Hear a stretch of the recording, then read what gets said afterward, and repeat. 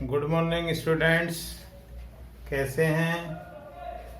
आशा करते हैं कि आप लोगों की पढ़ाई अच्छे से चल रही होगी और मन लगा के पढ़ते रहिए।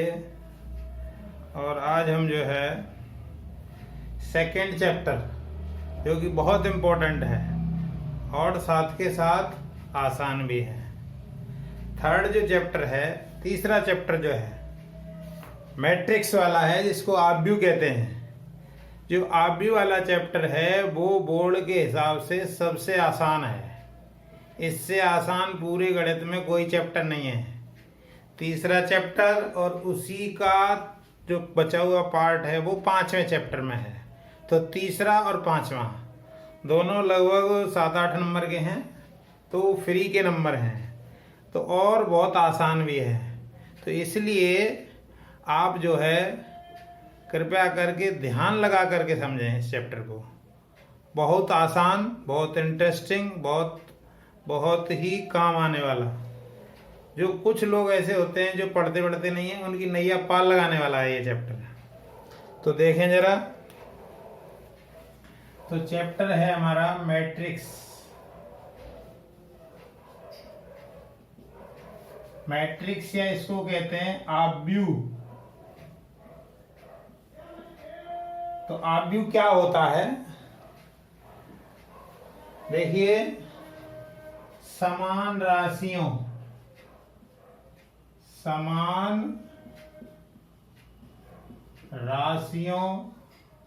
या संख्याओं के व्यवस्थित क्रम को ही आव्यूह कहते हैं। इसे या तो ये वाला चिन्ह या ये वाला चिन्ह से प्रदर्शित करते हैं। तो ज्यादातर तो इसी से करते हैं, पर कहीं कहीं कंपटीशन वाले लोग इससे यूज कर लेते हैं, ठीक है ना। इसे ABCD ऐसे करके Z, ये जो कैपिटल लेटर्स हैं, से निरूपित करते हैं। इससे निरूपित करते हैं। और जो ये चिन्ह बना हुआ है, इसके अंदर जो होते हैं उनको अवयव कहते हैं। ये जो चिन्ह है के अंदर अवयव लिखे जाते हैं। अवयव लिखे जाते हैं। तो कैसे लिखते हैं इनको, देखें जरा।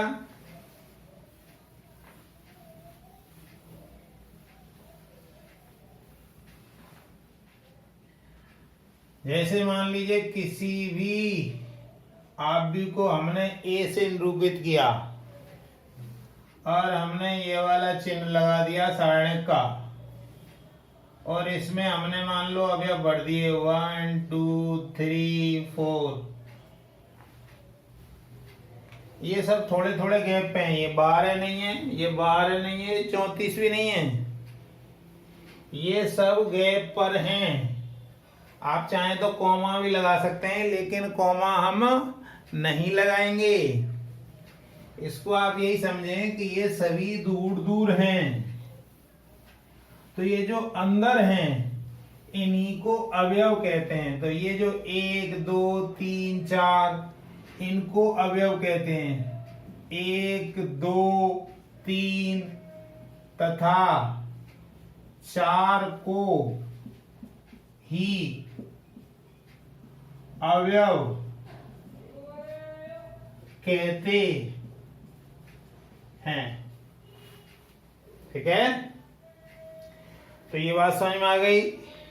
किसी भी मैट्रिक्स को या आव्यूह को इधर साइड लेफ्ट साइड में कोई ना कोई कैपिटल लेटर ही यूज करेंगे, चाहे ए होगा, चाहे बी होगा, या सी होगा, जेड तक कुछ भी लिख सकते हैं। फिर बराबर का चिन्ह लगा होगा और फिर आव्यूह का ये साइन लगा होगा। इसके बाद इसमें जो है अंदर अवयव भरे हुए होंगे। अब ये जो अवयव हैं इनसे पहले जरा क्रम की बात करें तो आव्यूह का क्रम, या हम इसको कहें ऑर्डर ऑफ मैट्रिक्स, मैट्रिक्स का ऑर्डर। तो मैट्रिक्स के ऑर्डर में जाने से पहले अब जरा पहले ये समझें। जैसे मान लो कोई बी आव्यूह दिया है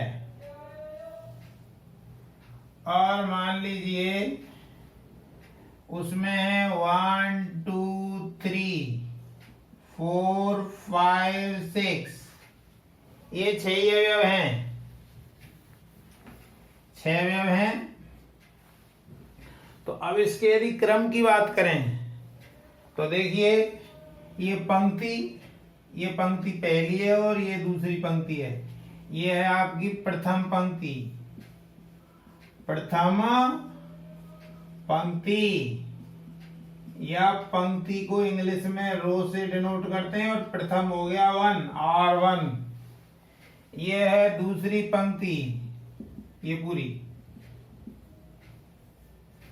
ये द्वितीय पंक्ति, द्वितीय पंक्ति, और पंक्ति को हम रो से डिनोट करते हैं और द्वितीय 2 से। ये जो आव्यूह है इसमें 2 पंक्तियां हैं, एक पहली ये पंक्ति है, दूसरी ये पंक्ति है। अब जरा ऐसे देखें, खड़े में देखें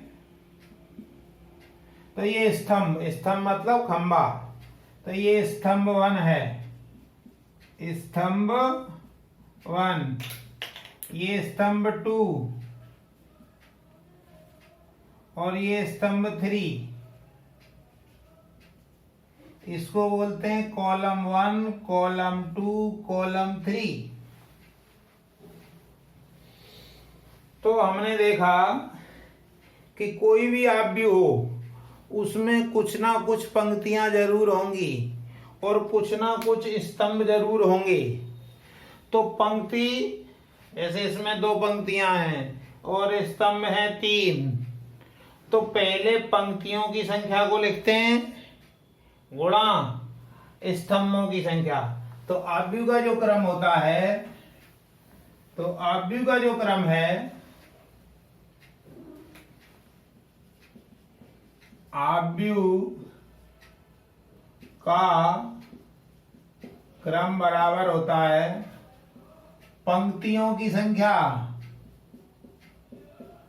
पंक्तियों की संख्या गुणा स्तंभों की संख्या।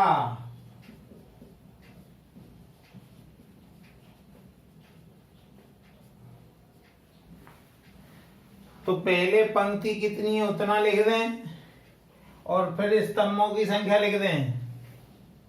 तो जरा इसको समझने का प्रयास करें।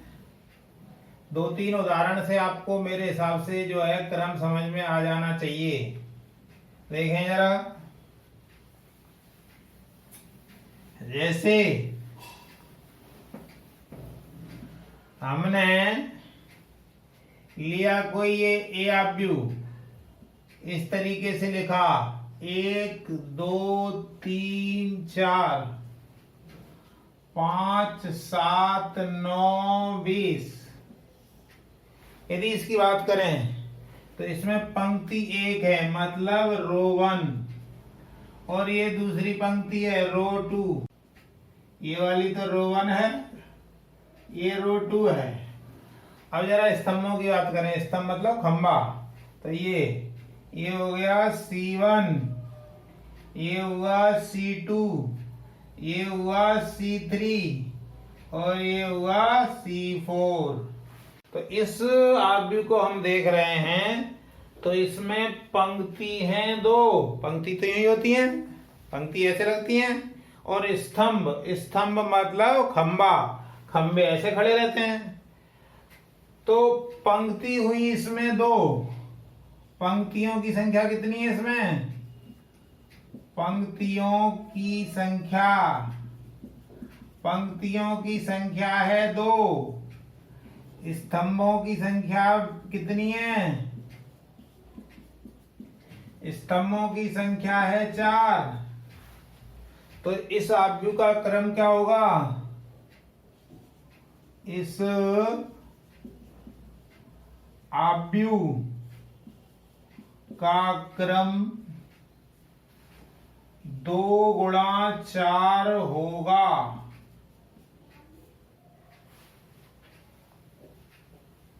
और देखें, एक और समझ लें।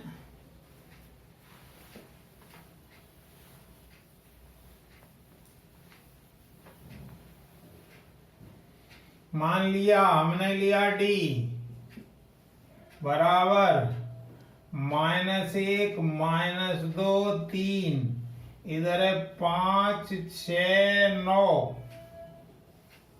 ये एक आव्यूह है। इस आव्यूह में पंक्तियों की संख्या देखें तो 1 2 3 पंक्ति हो गई। ये पहली रो है, ये पहली पंक्ति है, ये दूसरी पंक्ति है, ये तीसरी पंक्ति है। अब जरा स्तंभों की बात करें तो ये स्तंभ पूरा खंबा जो होता है स्तंभ, ये एक C1 है और ये दूसरा स्तंभ है ये C2। तो यहां पे यदि हम देखें तो पंक्ति कितनी है? 3 और स्तंभ है 2। तो पंक्तियों की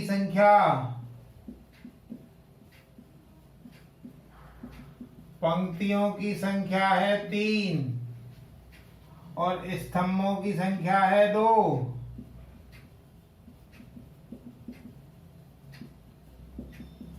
तो क्रम क्या होगा? क्रम हुआ 3 गुणा 2 होगा। अब समझने के बाद आ गया होगा। तो अब जरा देखें, मान लो E कोई आव्यूह है, उसमें है 1 2 3 4 5 6 7 8 9 10 11 12। इसमें यदि देखें तो पंक्ति 2 हैं, ये रो 1 है, ये रो 2 है, ये कॉलम 1 है, ये कॉलम 2 है, ये कॉलम 3 है, ये कॉलम 4 है, ये कॉलम 5 है, ये कॉलम 6 है। तो इसमें पंक्तियां कितनी हैं? 2 और स्तंभ कितने? 6। तो पंक्तियां 2, स्तंभ 6। अतः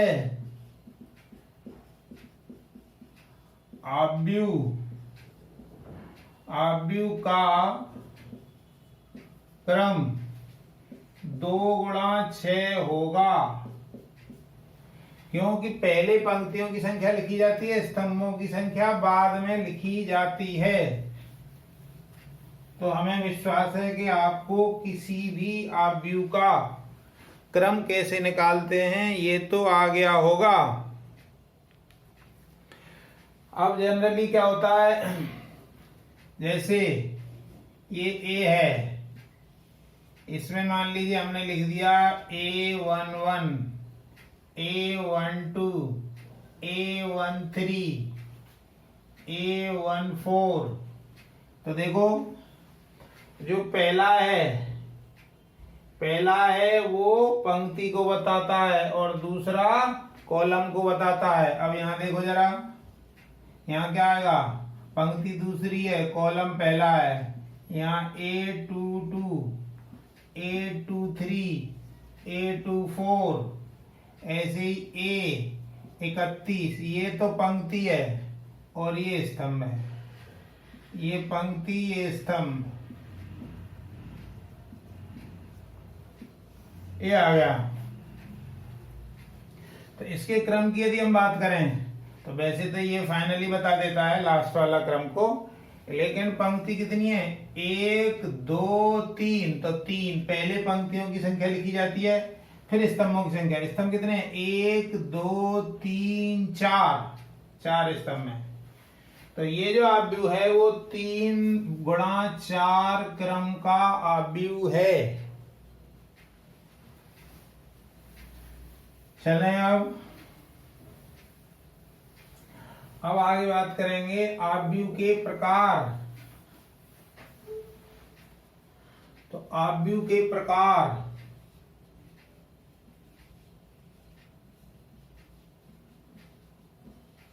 आव्यूह के प्रकार को हम बोलेंगे टाइप्स ऑफ मैट्रिसेज।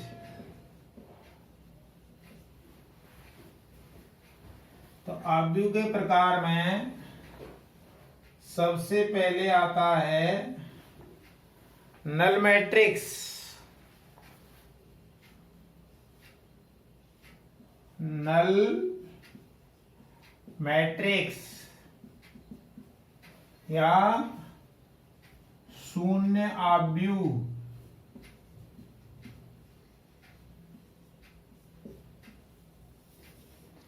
जैसा कि नाम से ही पता चल रहा है, शून्य है मतलब सब कुछ गड़बड़ है। तो वह आव्यूह जिसके सभी अवयव शून्य हों, उसे शून्य आव्यूह कहते हैं। इसे बड़े ओ से निरूपित करते हैं। तो इसको बड़े ओ से डिनोट कर देते हैं। तो मान लीजिए यहाँ 0 है, यहाँ 0 है, यहाँ 0 है, यहाँ 0 है। तो ये शून्य आव्यूह 2x2 क्रम का है। यह है 2x2 क्रम का शून्य आव्यूह है।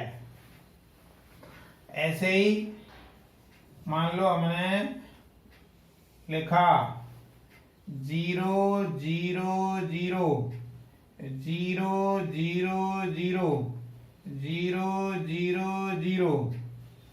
यदि इसकी बात करें तो ये 3x3 का है। ये है 3 × 3 क्रम का शून्य आव्यूह है। तो शून्य आव्यूह सबसे आसान है, जिसके सारे अवयव शून्य हो वो शून्य आव्यूह है। अब जरा आगे चलें। नंबर 2,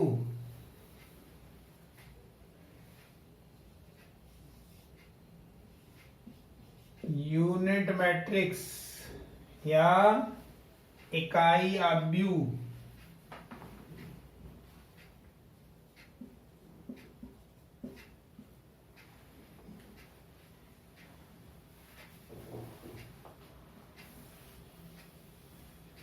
इकाई आव्यूह क्या होता है?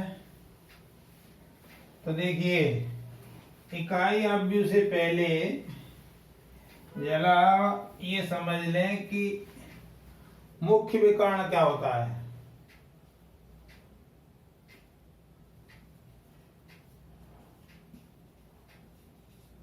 मुख्य विकर्ण क्या होता है?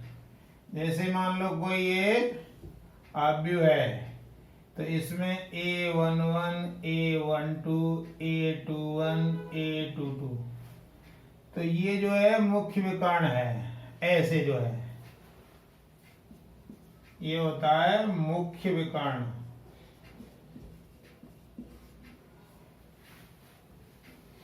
मान लीजिए ऐसे है B बराबर 1 2 3 4 5 6 7 8 9, तो ये हो गया आपका मुख्य विकर्ण।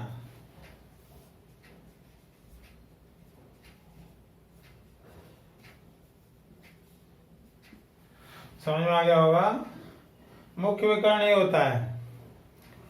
तो मुख्य विकर्ण हम इसलिए समझ रहे हैं कि जो इकाई आव्यूह होता है, तो इकाई आव्यूह में मुख्य विकर्ण के अवयवों के अलावा अन्य सब अवयव शून्य होते हैं। तो वह आव्यूह जिसके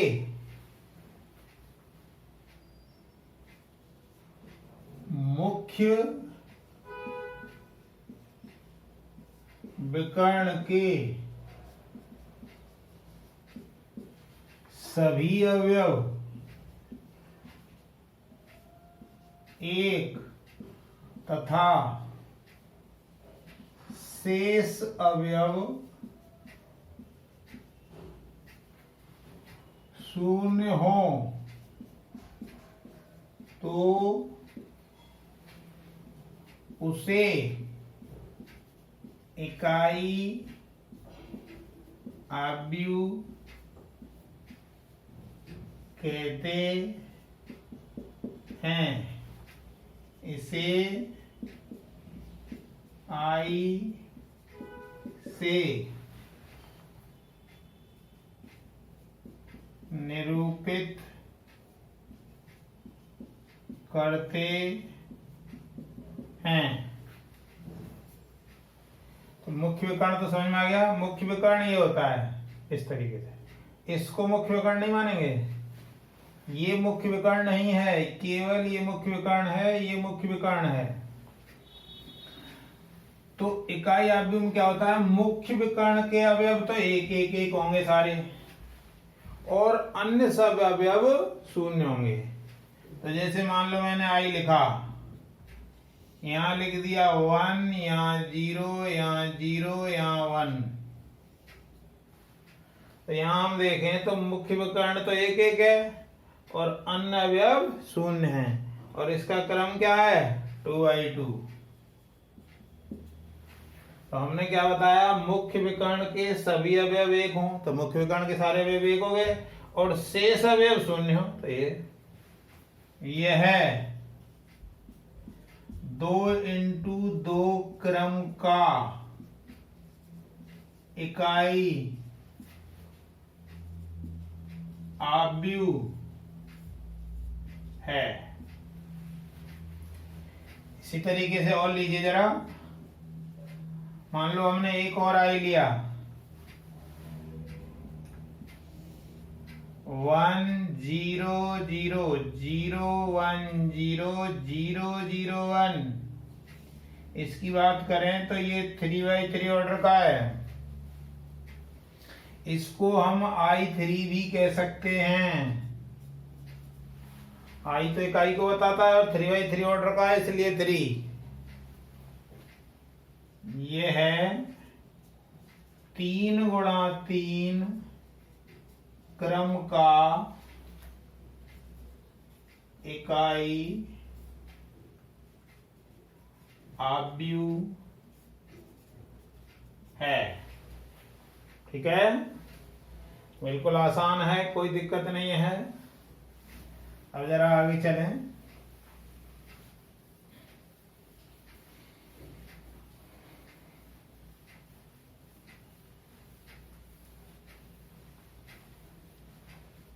तीसरा है वर्ग आव्यूह।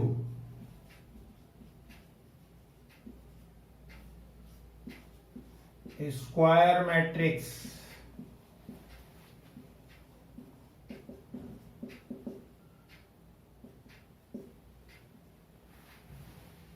तो वर्ग आव्यूह क्या होता है? देखिए, जैसे हमें पता है कि एक जो वर्ग होता है उसमें लंबाई और चौड़ाई बराबर होती है, अर्थात वह आव्यूह जिसमें पंक्तियों की संख्या और स्तंभों की संख्या समान हो तो वर्ग जैसा लगेगा। वह आव्यूह जिसमें पंक्तियों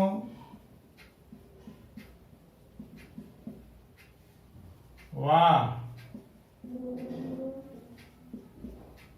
स्तंभों की संख्या समान हो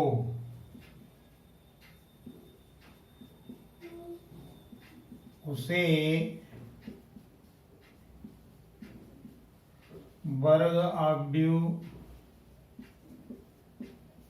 कहते हैं। देखें जरा, जैसे मान लीजिए कोई यह है तो 3, 5, 7, 11, इसमें यदि बात करें तो पंक्ति भी 2 है और स्तंभ भी 2 है। यह वर्ग आव्यूह है क्योंकि पंक्तियों व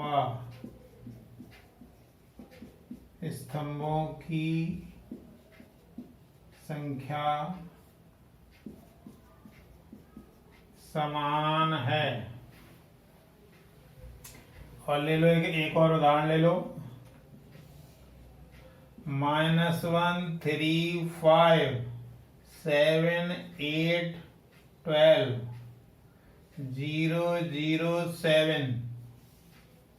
इसमें भी यदि हम देखें तो पंक्ति और स्तंभों की संख्या समान है, अतः यह भी एक वर्ग आव्यूह है। वर्ग आव्यूह समझ में आ गया होगा। जैसे वर्ग में लंबाई और चौड़ाई समान होती हैं, वैसे ही इसमें पंक्ति और स्तंभों की संख्या समान हो गई तो वर्ग आव्यूह कह दिया। अब चौथा देखें, आयताकार आव्यूह। आयताकार आव्यूह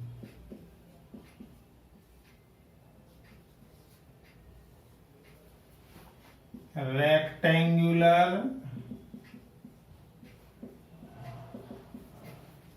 मैट्रिक्स। आयताकार आव्यूह, तो जैसा कि आयत के बारे में आप जानते हैं लंबाई और चौड़ाई अलग अलग होती हैं, तो यदि पंक्ति और स्तंभों की संख्या अलग अलग है, यदि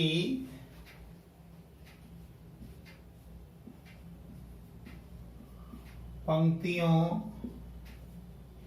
व स्तंभों की संख्या अलग अलग है, समान नहीं है,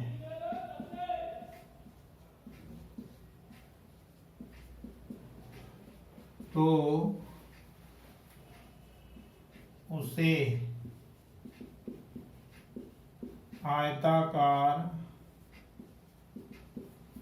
आव्यूह कहते हैं।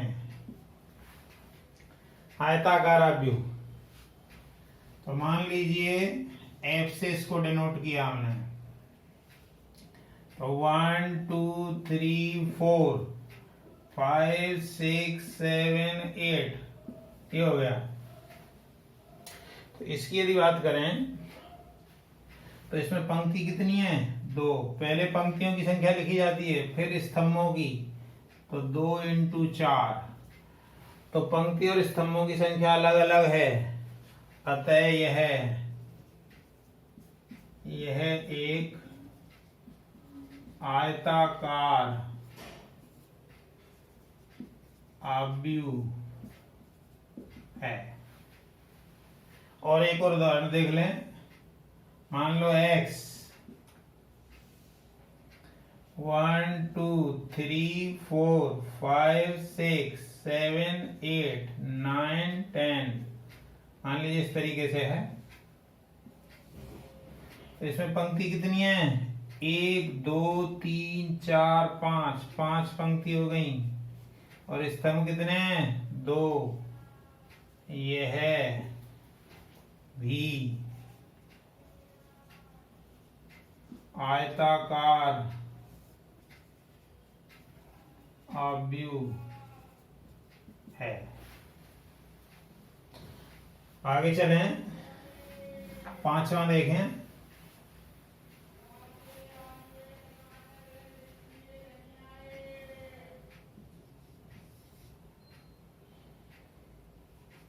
सदिश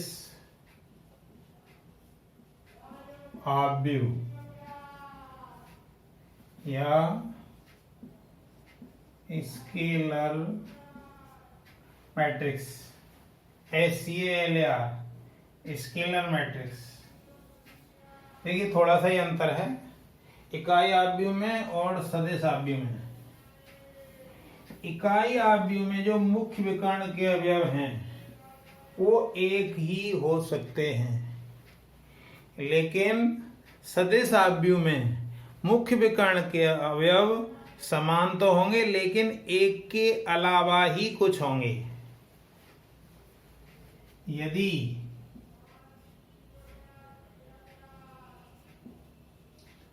मुख्य विकर्ण के सभी अवयव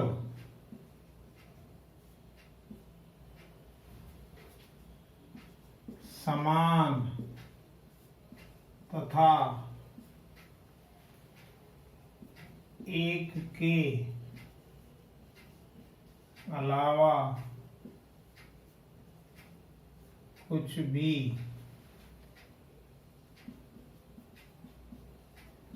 वास्तविक संख्याएं हों तथा अन्य शेष अवयव शून्य हों तो उसे सदिश आव्यूह कहते हैं। जैसे मान लो हमने लिया P 2 2 2 और सब अवयव 0, ये आ गया।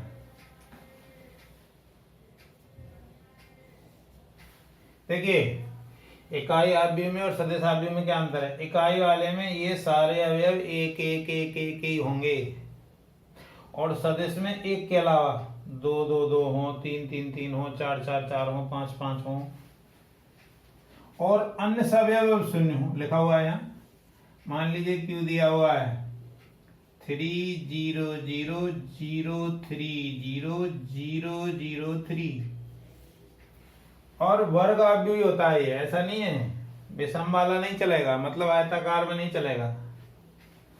और मान लीजिए R दिया हुआ है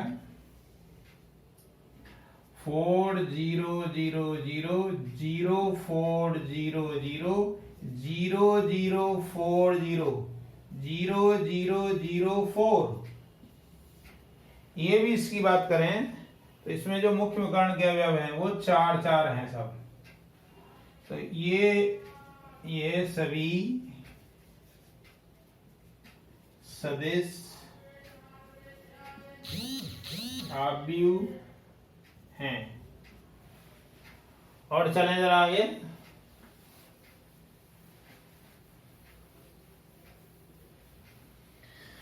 छठवां है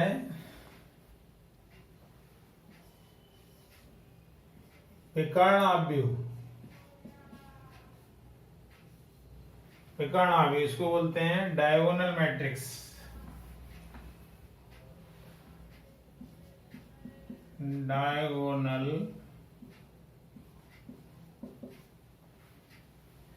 तो डायगोनल देखिए ये तीन मैट्रिक्स लगभग एक जैसे हैं। यदि ये सारे अवयव एक एक एक आए और सब जीरो हों तो इकाई सदिश वो इकाई आव्यूह होता है। और एक एक के अलावा दो दो तीन तीन समान हो और सब अवयव जीरो हो तो ये सदिश आव्यूह हो गया। अब ये अवयव अलग अलग हों और सब अवयव शून्य हो, यदि मुख्य विकर्ण के सभी अवयव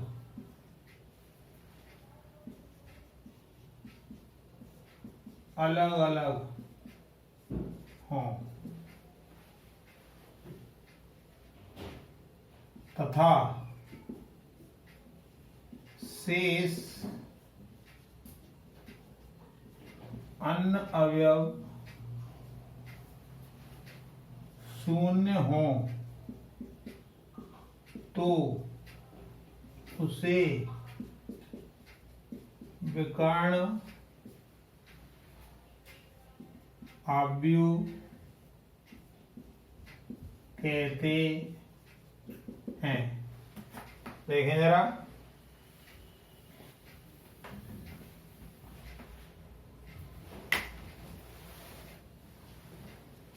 मान लीजिए R दिया हुआ है 1 2 0 0, तो विकर्ण के जो अवयव हैं एक के अलावा हैं सब अलग अलग हैं।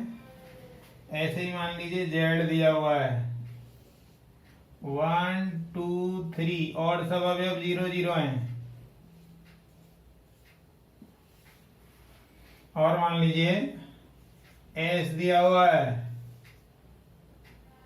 2 0 0 0 0 5 0 0 0 0 4 0 0 0 0 7। ये इन सभी में एक बात खासियत दिख रही है कि मुख्य विकर्ण के अवयव के अलावा सारे अवयव शून्य हैं और मुख्य विकर्ण के अवयव सब अलग अलग हैं।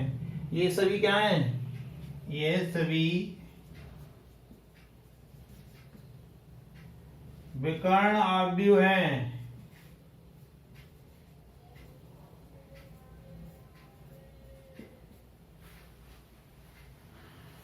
नेक्स्ट देखें,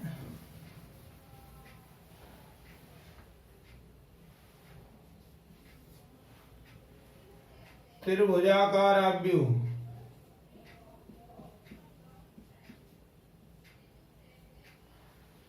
त्रिभुजाकार मतलब ट्रायंगुलर मैट्रिक्स।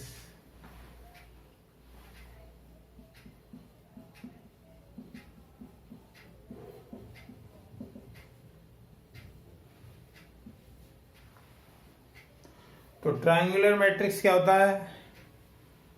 मतलब उसमें मुख्य विकर्ण के अवयव के या तो ऊपर के ही अवयव होते हैं या नीचे के होते हैं।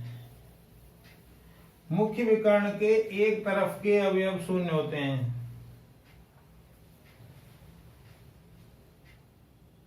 तो ये भी दो प्रकार का होता है,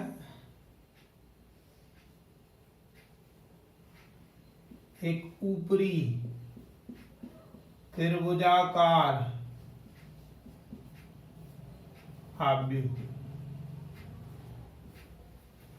मतलब अपर ट्रायंगुलर मैट्रिक्स।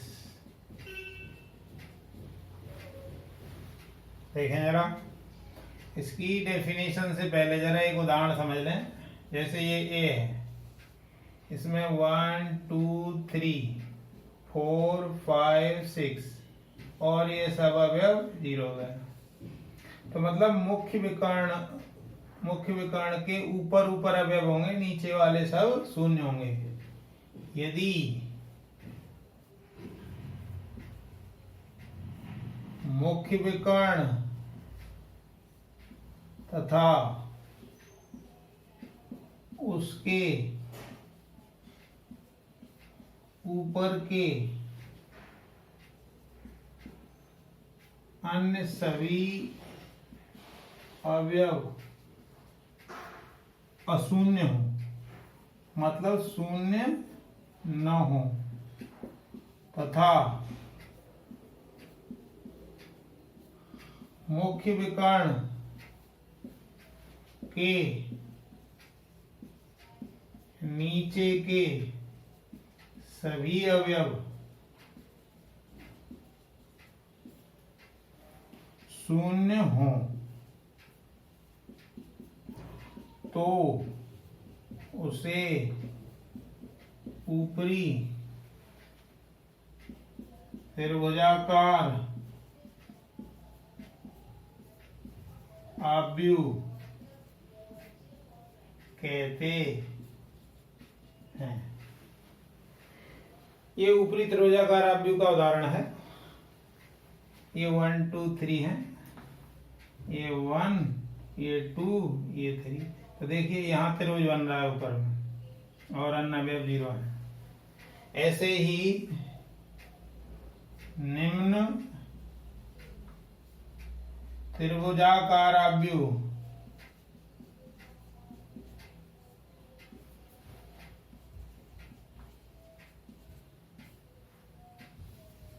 तो निम्न वाले में मुख्य विकर्ण के नीचे नीचे 4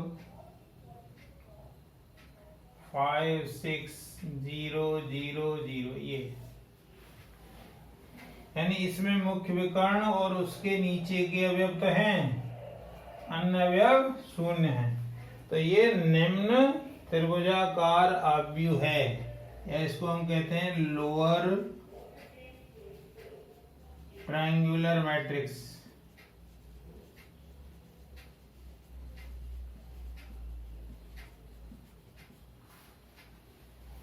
ये हुआ।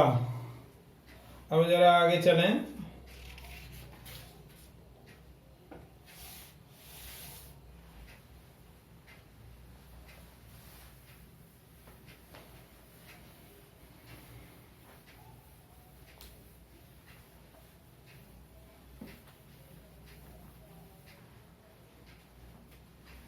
एक होता है रो मैट्रिक्स,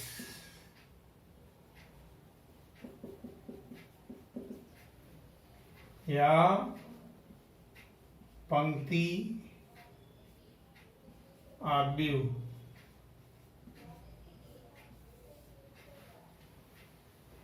वह आव्यूह जिसमें एक ही पंक्ति हो, वह आव्यूह जिसमें एक ही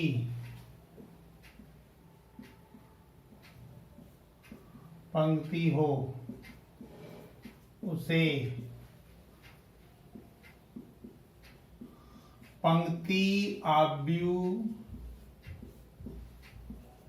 कहते हैं। उदाहरण देख लीजिए इसके। मान लीजिए ए है, पंक्ति एक बना दो 1 2 3 ये हो गया। बी है 1 4 7 8 9, पंक्ति तो एक ही है, 1 इंटू 3 का ये, और ये 1 इंटू 5 का है।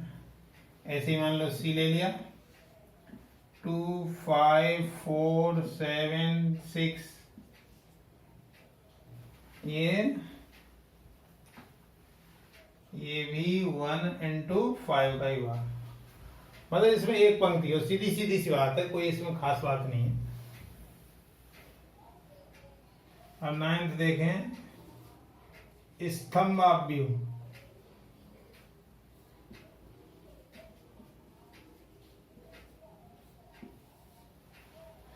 कॉलम मैट्रिक्स बोलते हैं इसको, कॉलम।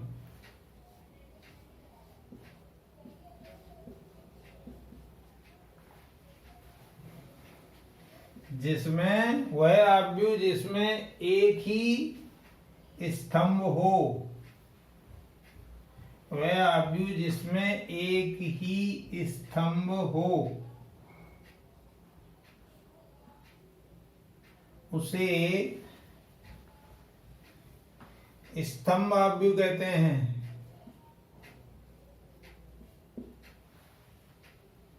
उदाहरण देखो जरा इसका, दो तीन उदाहरण देख लो। मान लो P 1 2, स्तंभ तो एक ही है ना, तो 2 into 1। Q है मान लीजिए 1 2 3, तो 3 गुणा 1 हुआ इसमें। और मान लीजिए हमने लिया R 1 2 3 4, ये हुआ 4 गुणा 1। स्तंभ सभी में एक ही है। ठीक है, और आगे कल कराएंगे। वीडियो देखने के लिए बहुत बहुत धन्यवाद।